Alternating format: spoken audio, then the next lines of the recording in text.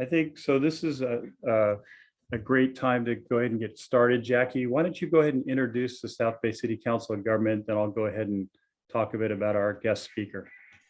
Okay, I'm Jackie Backrack, and I'm the Executive Director of the South Bay City's Council of Governments, and we are an organization which is 16 cities. We're part of the City of Los Angeles, District 15, from the Century Freeway to the port, and we're from all the cities between the port and the airport. About half of our cities have their own police department, and the other half are contract cities. So you, Sheriff Villanueva, you are the police chief in at least half of our cities. We're very, very interested in a lot of issues, which I think John will go into. And I think that's probably, we address a lot of different issues: transportation, homelessness, fiber, local travel, a lot of, what else am I thinking of? We're a lot of energy efficiency. So anything you might be doing with your fleet, we're interested in all of those things. So with that introduction, John, why don't I turn it over to you? Sure, great. Well, welcome everyone. John Cruikshank here, City of Rancho Palos Verdes. I'm also first vice chair of the South Bay City Council of Government. Our chairman, Drew Boyles from the City of El Segundo, was nice enough to allow me to help facilitate this meeting today. And the reason he did so is because our city of Rancho Palos Verdes is one of many cities within the South Bay City Council of Government, which extends all the way from San Pedro and the Peninsula all the way up to El Segundo. And many of our cities are contract cities, meaning we contract out our police services to the Los Angeles County Sheriff Department. Our city, of course, is very proud of having the Lomita Sheriff Station represent us, and Captain Jim Powers. And so he was just at our meeting last night. It was great to see him. And so we have many issues, of course, and today we're very honored to have our very own LA County Sheriff, Alex Villanueva. Of course, this isn't a campaign event. It's going to give us an opportunity to hear from him directly on what's going on at the County Sheriff's Department. And so in our city in particular, 20% of our budget is actually spent on the Sheriff's Department. And for us, safety is the #1 issue. It always has been. We're pleased to report that our crime levels have been very low and are maintained low, but that doesn't mean that safety isn't on our mind all the time. So of course, with that, maybe Jackie, did you want me to allow some of the elected officials to just say hello before we start? We could do that if you are. We have a lot of different cities represented here. But I think that might be a little time consuming. Well, you might want to put your in the chat. You might want to put down that you're here so that we can have the sheriff or his staff can see that. And the other thing is, were you going to mention that we're going to take questions in the chat? Yeah, I was going to talk about the format. So today's format, basically, we have about 45 minutes with the sheriff, and we'd like to give him an opportunity to talk 10 to 15 minutes on whatever's on his mind tonight. And then we'll open up for the rest of the time to allow you all to ask questions. What would work best for us is if you could actually put your questions in the chat. And then Jackie will come back on after that 15 or 20 minutes. Once the sheriff's completed his remarks, she will either read the question or preferably she'll open up the mic and you can turn on your video and you can ask the sheriff your question directly. That way you can get that addressed. So with that, some of the issues that we're concerned about, Sheriff, of course, are some of the rising neighborhood crime. We know you've talked about that. Smash and grabs, home invasions, grand theft autos. Of course, homelessness is another topic that I think we'd love to hear about. Perception of what's happening versus what's, maybe not necessarily true. Give us the real scoop from your perspective. And then, of course, what changes or improvements are the Sheriff's Department making to meet your goals and to make sure that we're all safe and secure? So I guess with that, Sheriff, why don't you go ahead and take it away?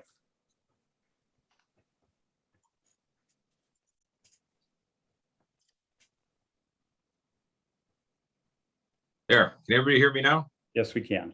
All right. Well, I want to thank everyone for the opportunity here. Let me get there. Now I can see everybody. This is a wonderful opportunity to engage in a good, healthy dialogue, kind of let you know where we stand with the department and how that's impacting all your various communities in the South Bay.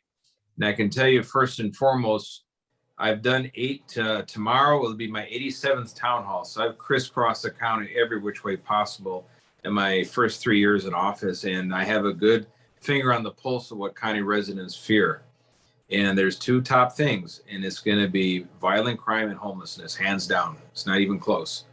And we see the images displayed on TV, shocking homicides and just rampant crime, smash and grabs, wantonness, a level that we haven't seen in a long time. And then a non-responsive district attorney who's not holding people accountable, even though we make the arrests, we do the investigations, we identify all the victims, we present the case to the DA. His first year in office, 2021, the full year, I have the report today, 12,608 cases that he refused to prosecute. That means 12,608 times a crook walks away with no consequences. That does not serve the community well, because that only emboldens the criminal community to continue victimizing our residents in LA County. Our big challenge internally is the defunding efforts of the Board of Supervisors. They're the only municipal government in the entire United States who has doubled down and insisted on defunding the Sheriff's Department.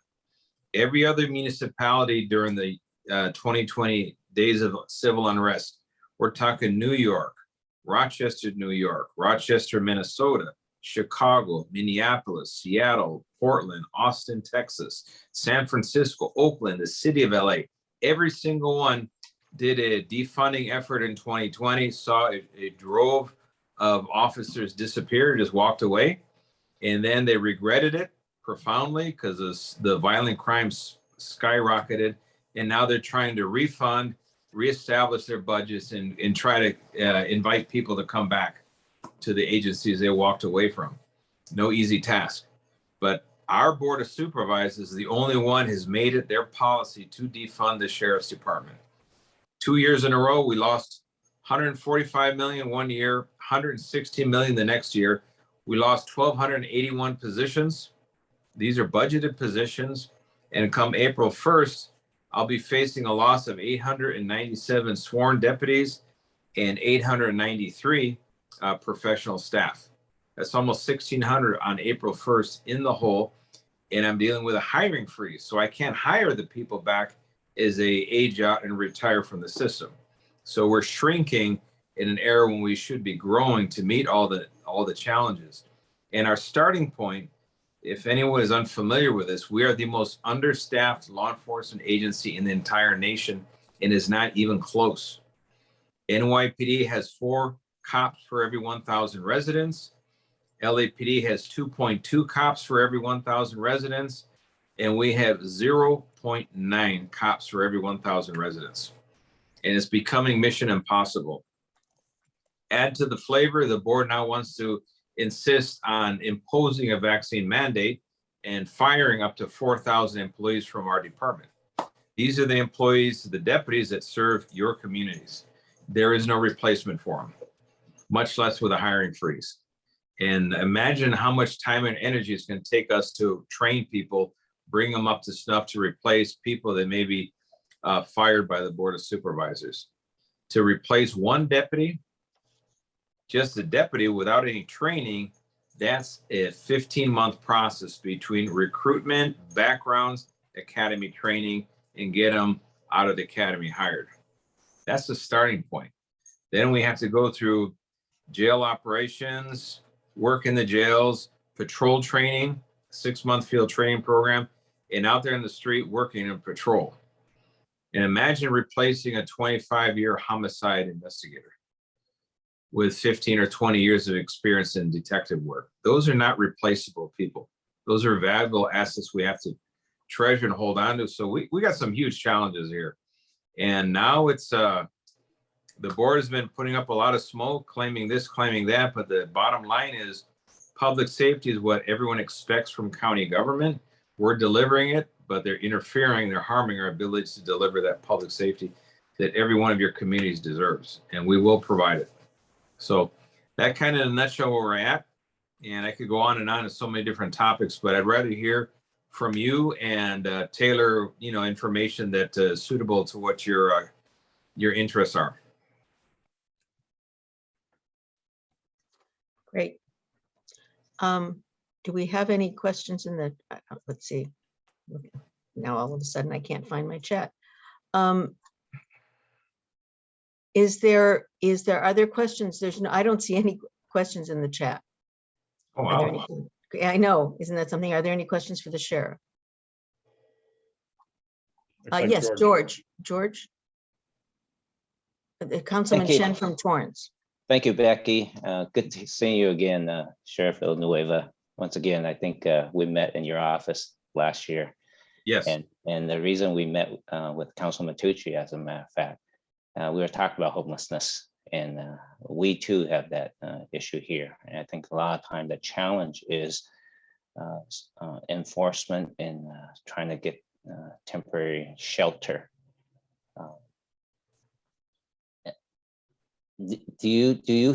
How are you handling the situation nowadays with I'll call it the homeless community, for those who refuses help? What do you do with that situation? And sometimes I feel like we're in a pickle there, and what we can do, and the fear of getting litigated.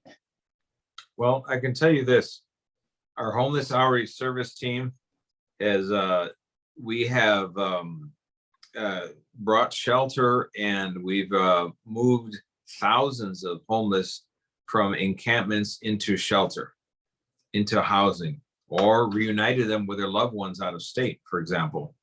We've done that for the last 10 years. We have not made a single arrest, a single use of force, and not a single lawsuit, because we're following the 5-step protocols established by the county. And these protocols are real simple. You initially have to do an identification of an encampment, which is 5 or more congregate in any area who are living unsheltered. You do an assessment, and our assessment involves bringing all the players, all the co-response models. So we have the LA Homeless Service Authority working with us, Department of Mental Health, Veterans Affairs, and Public Works. All these people, animal control, they all come working with us. We have non-governmental organizations that offer charitable services. For example, we have one, Joe the Barber. He actually comes in and offers free haircuts for the homeless, and getting people cleaned up and feeling a little bit better about themselves causes some of them to actually sit down with a lady, for example, a social worker, to talk about potential services and housing. A lot of times they don't want to, because they know they smell, they haven't bathed, they might be unpleasant. And actually that is a barrier for a lot of these people. So we bring the showering services with the haircuts, basic things like that. So these are little windows of opportunity where our outreach workers and our deputies connect with the homeless. And from there, the outreach, we start matching the need with the individual based on what their needs are. So for example, someone who may be suicidal, we're not going to put them in a single room shelter where they're going to be by themselves and no one can see them. That is someone that needs to be surrounding other people, and just matching the person with the right type of shelter. And we're doing that. And then the 4th step is posting, and that is a legal requirement. So we identify a given encampment is subject to being cleaned up. We put the posting that on this date, this place will be cleared up of all trash, debris, and encampments. And with that, we're satisfying the legal requirements, because comes cleanup day, which is the last step, that's when everyone is moved out by then. Most of the people are already gone by then. There occasionally are a few stragglers, but they pick up and they go to where we have shelter for them, or they move on. And that ultimately is their choice. We can't force them, but we can definitely reclaim that public space. And then when we do the cleanup, we also tag and bag their property, and we store it for a period of 90 days. So we're satisfying that 4th Amendment of the US Constitution. And that's where a lot of cities and municipalities have got into trouble. where they've done this massive cleanup with no legal notice, and then the homeless individual loses all their property. And that's what creates most of the lawsuits. That's why the city of LA is frequently in lawsuits, because they're not following this protocol the way we follow it. So a big misconception is that you can't move the homeless so they don't want to leave. Not true at all. Yes, you can have people move. The only requirement is you have to have a shelter available. And this is the Boise decision from a Ninth Circuit Court of Appeals. So the most important thing is have the alternative shelter space. You can have a secured campsite identified, depending on what your local needs are. Secure RV parking, for example, shelter space. Those are the three ones you can use and basically move the homeless population to a place that, one, you control it.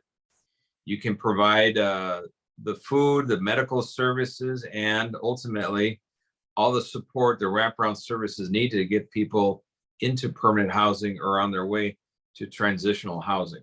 You can do all that, but it takes a coordinated effort from all the parties and a little bit of political will. I guess the tough one is the unwilling, some of those who don't want the help. If you go through the 5 steps, they don't want the help. They just say, leave me alone. They end up leaving anyway. And what we found out is that they can be tough, but over time, they establish a rapport with these individuals. They go through, they have what they call the ROAR model, and it has to do with mental evaluation training. Our MET teams do this, and they find little windows of opportunities where they can make a connection. They might approach an encampment one day, and the first person, who could be one of these individuals, say, you know what, screw you. I hate cops, don't want to talk to you. They said, okay, fine, have a good day, and they walk away. But they might come back a second day, or they'll follow up days later, and they'll keep at it. And then sooner or later, the people realize that they're not here to hurt anybody, arrest anybody, to actually connect them with the services that they should take. The danger is we're having people flooding our county from out of state, and they're overwhelming our capacity to provide services. So there's a crowd here in LA, in the political crowd, that thinks, oh, we're very compassionate. We don't want cops involved because they're mean, they have guns and all this stuff, and they're going to arrest everybody and criminalize poverty, and it's absolute nonsense. The point is 5 people a day die on the streets of LA.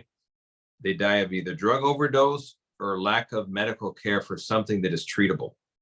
5 a day. Last year alone was over 1,600 people died on the streets of LA. There was no protests, there was no marches, just the coroner's van scooped them up, moved on to the next body. And so anybody who claims that the status quo is the most compassionate thing that can be done, I'll put it in blunt language, they're full of shit. We do have a couple of questions now. John, do you want to ask your question? Yeah, thank you very much. So on the same topic of homelessness, of course, we know that a good, or maybe even at least a third or more, are mentally ill, have mental illness issues. And I understand there might be up to 50,000 severely mentally ill homeless in the state of California right now. And I wondered what the county sheriff's opinion, or what your opinion is in regards to conservatorships, finding the help and protection that some of these vulnerable people might need to get them the help and the shelter that they're obviously not finding being on our streets. Very good question. One thing is that we need to revise, the state legislature has to revise the Lanham and Petra Short Act to revisit what constitutes gravely disabled. Because right now, we can use 5150 of the Welfare Institution Codes, and if you're either gravely disabled, danger to others, danger to yourself, any one of those 3 categories is sufficient.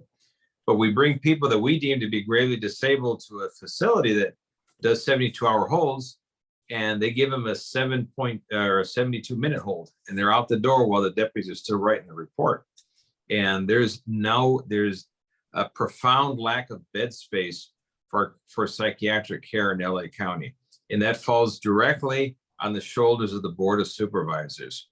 We agreed to shut down Men's Central Jail, demolish it, and replace it with a mental health treatment center that had step-down capacity for the most severely disabled, to the ones that could be treated on an outpatient basis.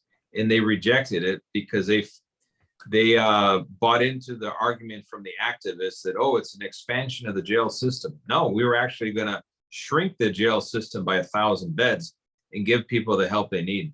What they did by turning down the project, they paid an $80 million fine for non-performance, and they condemned Men's Central Jail to live on for over a decade more because there's no alternative to Men's Central Jail.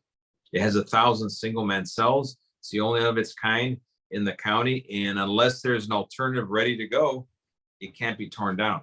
So shame on the board for that.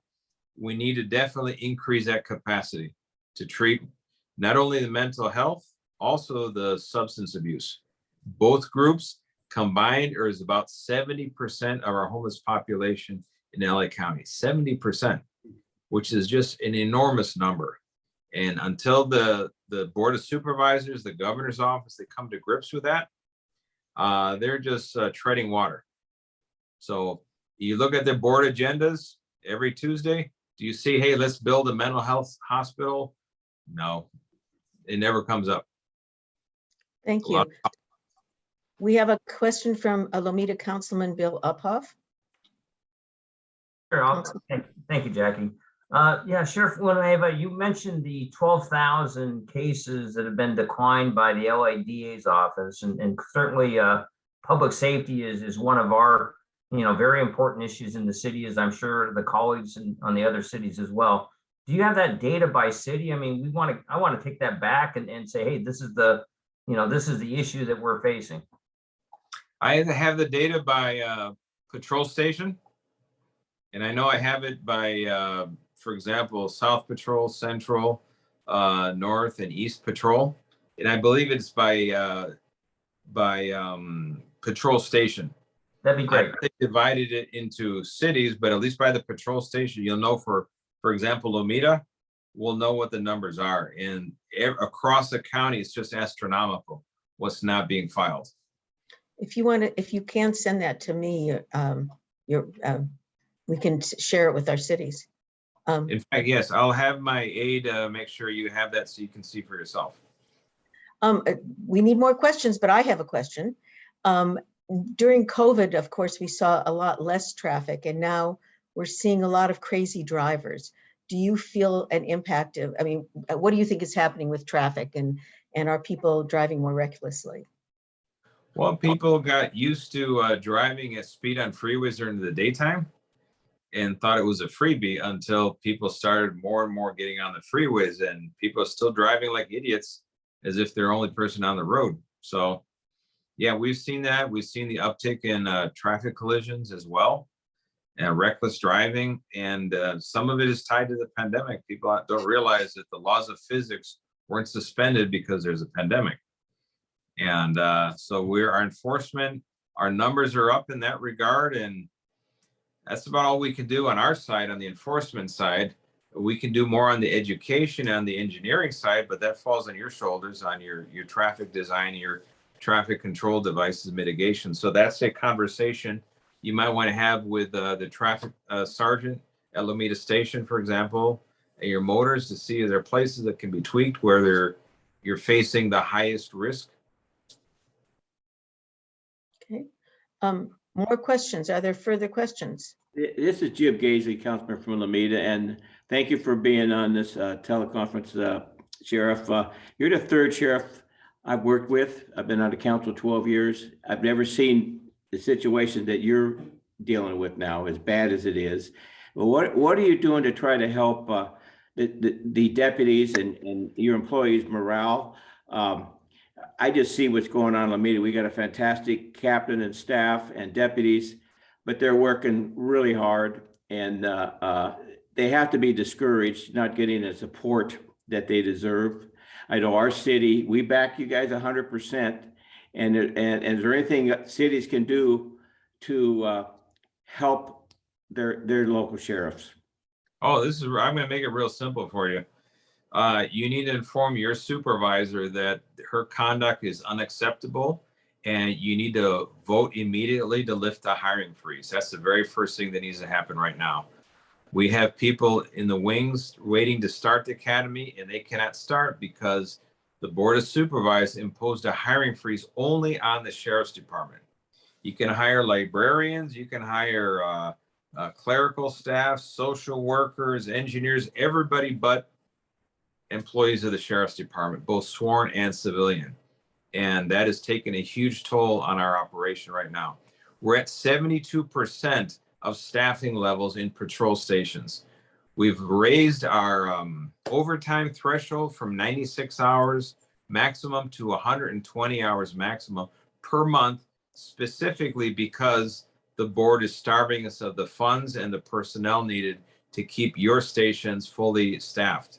So you need to get on the horn to Janice Hahn, who's your supervisor, and tell her this is enough is enough. Knock it off, fund the sheriff, release the hiring freeze, and or pay the consequences at the ballot. I'm being very blunt here because people's lives are at stake, and I'm just not going to tolerate it. I'll work hard to get a whole new board of supervisors if they're not willing to do their job. Okay, Olivia, you came off of mute. Do you have a question? We can't hear you. This is Councilwoman Valentine from Hawthorne. Can you hear me now? Yes, yes, we can. All right, so thank you for coming, Sheriff. Why are we seeing such an increase in smash and grab robberies done by large numbers of people working together? What is this about? Two things are driving it. Proposition 47, which was passed by voters ostensibly as a community safety. It had some fancy title that sounded nice, but what it did is it lowered the threshold of a lot of crimes from felonies and convert them into misdemeanors. Petty theft with a prior used to be a felony. Now it's a misdemeanor. If you stole anything over $400, it was grand theft instead of a misdemeanor. Now they raised it to $950. Drug possessions, it went from felonies to misdemeanors. So all these things decriminalized and lowered the consequences for engaging a lot of behavior, in particular thefts. Shoplifting in a store became from felony to misdemeanors. It used to be if you entered with a booster bag and you prove the intent to enter with the intent to commit theft, well, then it was a burglary, it was a felony. That got rid of that as well. That was a part one. Part two was District Attorney George Gascon, who does not want to even prosecute the misdemeanor levels of crime. So now you have a DA who's basically legalized theft, legalized prostitution, legalized resisting arrest against a peace officer. Imagine all these crimes that are not being charged. And that's the consequence that you're seeing today. And you're right on the money, Olivia, with your observation. And okay, more questions for the sheriff? I can ask him a question about ALPRs, the license plate readers. On the peninsula, we have complete coverage of license plate readers in our cities. And I think it's a great tool for the sheriff's department. I wonder if you're planning on expanding it to other South Bay cities, or if you have other tools that you're starting to implement or wanting to implement. Well, the ALPR readers, that boils down to funding. And there's cities that are funding the program. They're very effective, particularly in a place like the Peninsula, me and La Habra Heights, where there's certain roads that are choke points that everybody has to go through. So that really makes it easier to catch the crooks after crime happened, for example. And it's very useful. And also the information is relayed straight to dispatch, and they go and they can catch, for example, people grand theft auto, carjacking suspects, and they can get a rolling suspect in a vehicle, get air unit up above, and we can actually catch people in the act. So they're very successful at what they do, because a deputy running license plates might be able to do 40 or 50 in a shift, but they're juggling all their other duties, where an ALPR can sit there and do thousands a day, and so far more effective and efficient. Yeah. Great. We have another question from Councilman Lomita, Councilman Uphoff. Thank you. Yes, Sheriff. In one of the town halls last year, I asked you about CCWs. And I just wondered, is LASD still issuing CCWs, and what's your opinion? Can you tell us what a CCW is? Oh, sure. Concealed carry weapon permit. Thank you. Yes, we still are issuing. We've gone past 2,200 issued, and there's another 400 that are in the process of being issued. We've taken in a little bit over 9,000 applications. We modified the good cause standard to be an achievable one. In the past, it was virtually impossible to get a CCW permit. If you've been around long enough to know, if you try to get one from any of my predecessors, it was not even 200 they would issue, period. And it would go to retired judges and political favors or whatever nonsense. We made the good cause standard an achievable standard. All we asking for is a legitimate reason why you need to be trusted to be armed in public. What is it in particular to you? Not that I live in LA and I'm scared. That's not sufficient. No, we've got those. No, trust me. But give me a good reason. Say, your example, you're a jewelry vendor and you have $500,000 of jewelry on your person at all times. Those people, yeah, CCW. You're a business owner. You do nightly cash deposits. Yes, I don't have the resources to babysit you. I want you to be able to defend yourself. Same thing. Real estate agent. She's showing houses on the Peninsula where help might be 20 minutes away in Code 3. I'd like to see her that she can defend herself, for example.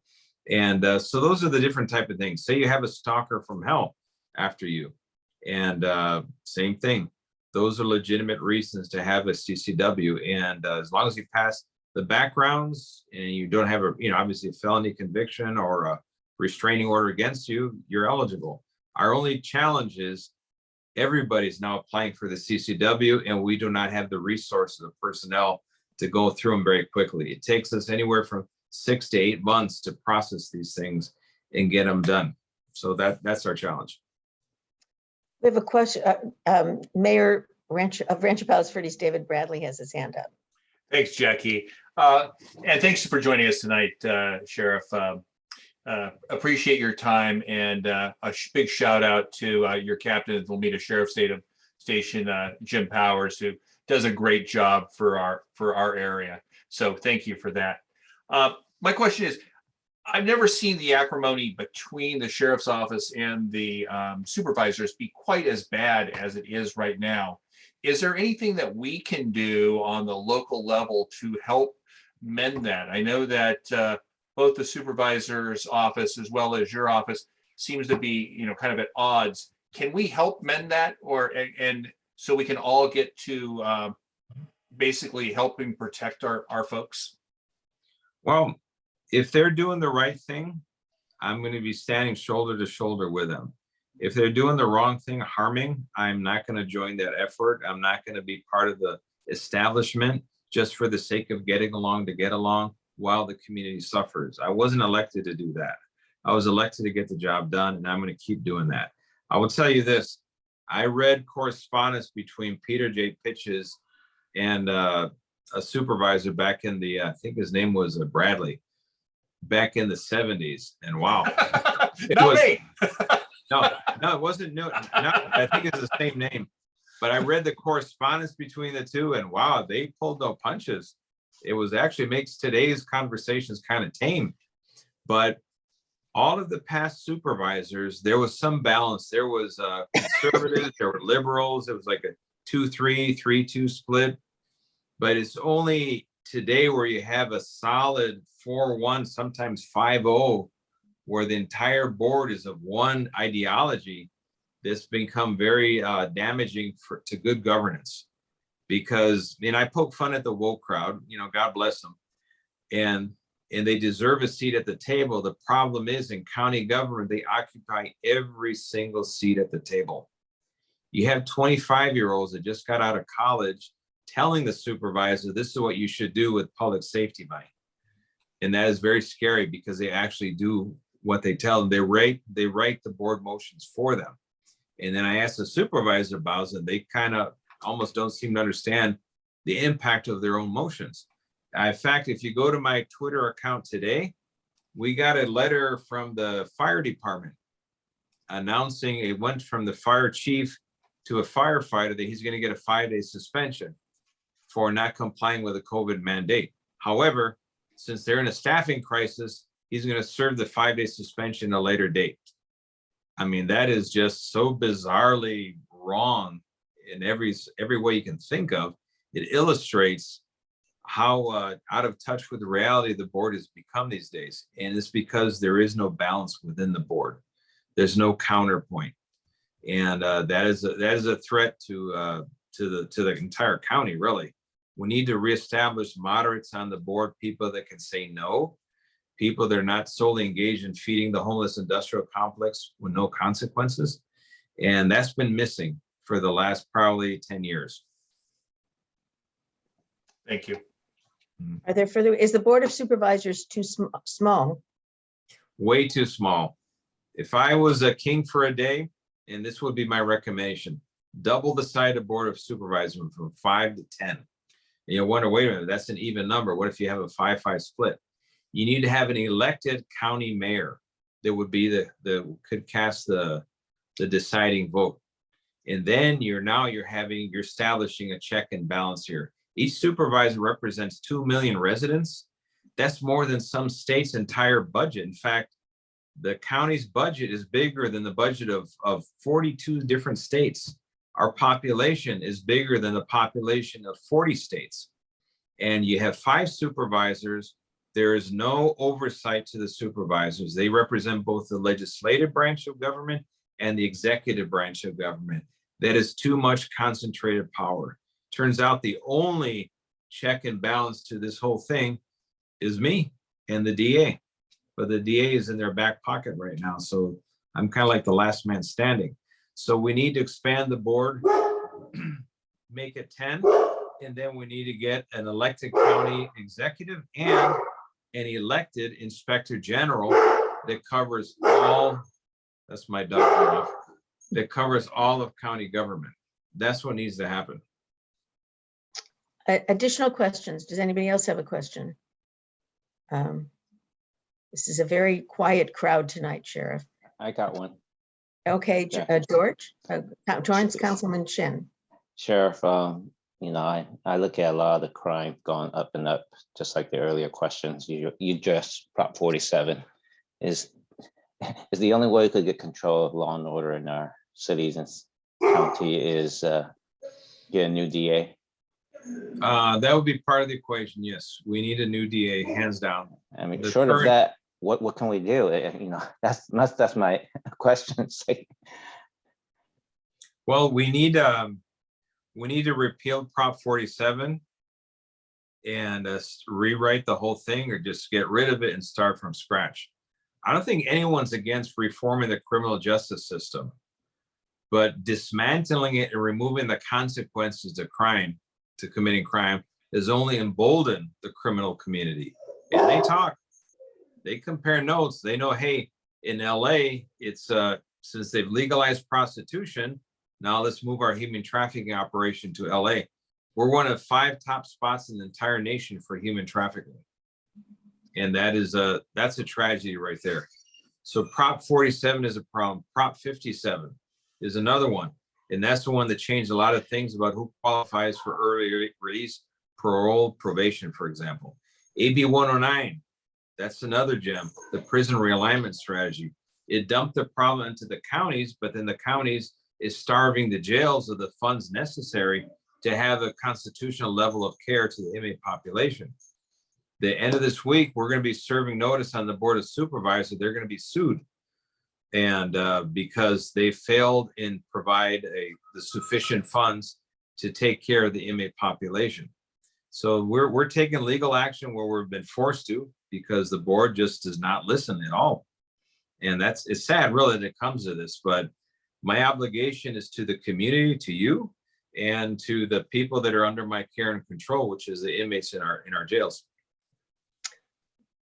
Okay, anybody have any more questions? Otherwise, I will turn this back over to Councilman Cruikshank. I don't see any other questions. All right, well, the quantity of them wasn't great, but the quality of the questions were great. So Sheriff, thank you so much for joining us. On behalf of South Bay City Council of Governments and Contract Cities, where you're our top cop, we appreciate you being here and giving us your honest opinion on things. I think that's what we want to hear. With that, Jackie, I think we're adjourned. Thank you. Thank you, everyone, for coming. Okay. Thank you all everyone. for everything you do. Thank Okay. you. Have a good evening. Bye-bye. Good night. Night.